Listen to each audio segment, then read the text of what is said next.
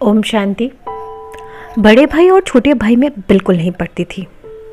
छोटा भाई तो बहुत ज़्यादा सहनशील था, मगर बड़ा भाई जो था वो बहुत लालची था।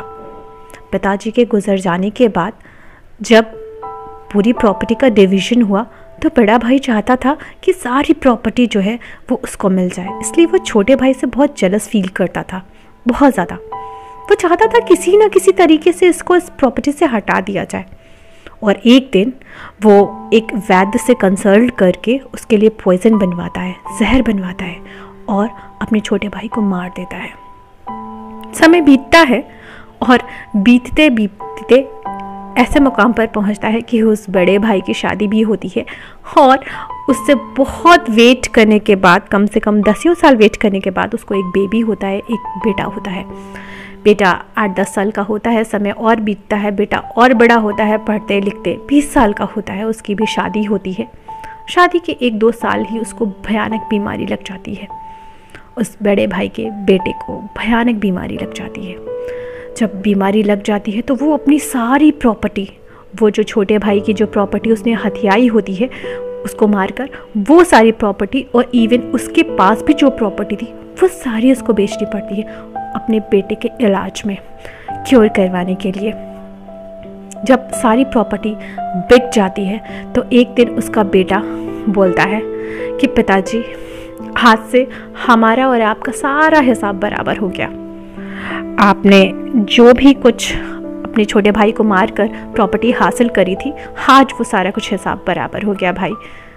वो सोचता है, पिताजी सोचते हैं उसके कि शायद ये बीमार है इसलिए मेरे को भाई बोल रहा है। वो बोलता है, यार मैं आपका बेटा भाई नहीं हूँ, मैं ना आपका पिताजी हूँ, फादर हूँ। वो बोलता है, नहीं, मैं लास्ट जन्म में ना तुम्हारा छोटा भाई था और देखो ना अब मैं मरने वाला हूँ।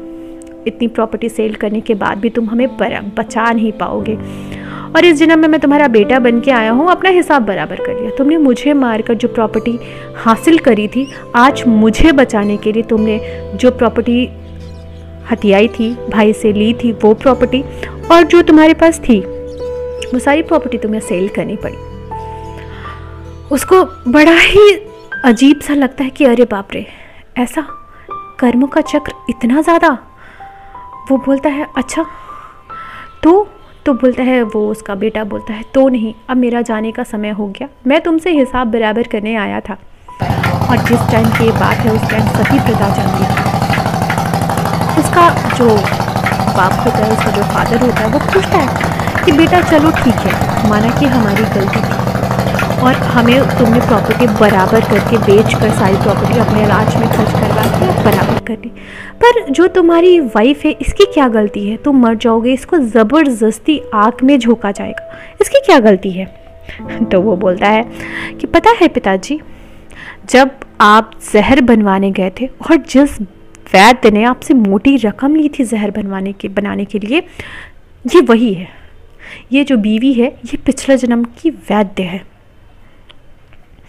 उसको बड़ा अजीब लगता है और थोड़ी देर बाद बेटा मर जाता है। प्रॉपर्टी सारी सेल हो जाती है, बीवी को आग में झोंकना पड़ता है।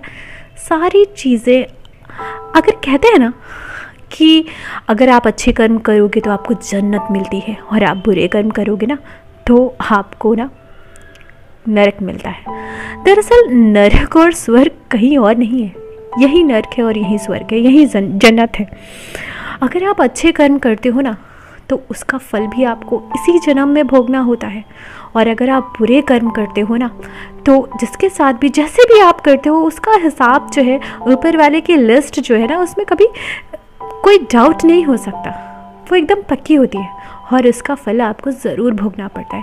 इसलिए जो है, जैसा है, जो भी है, सेटिस्फाई ऑन दैट, आप उसमें खुश रहो, क्योंकि जो आपने कभी कर्म किए होंगे ना, आज नहीं तो कल, अच्छे किए तो अच्छा और बुरा किया तो बुरा, भोगने तो होंगे ही। इसलिए ऊपर वाले में विश्वास रखो और अपने कर्मों पे। ओम शांति।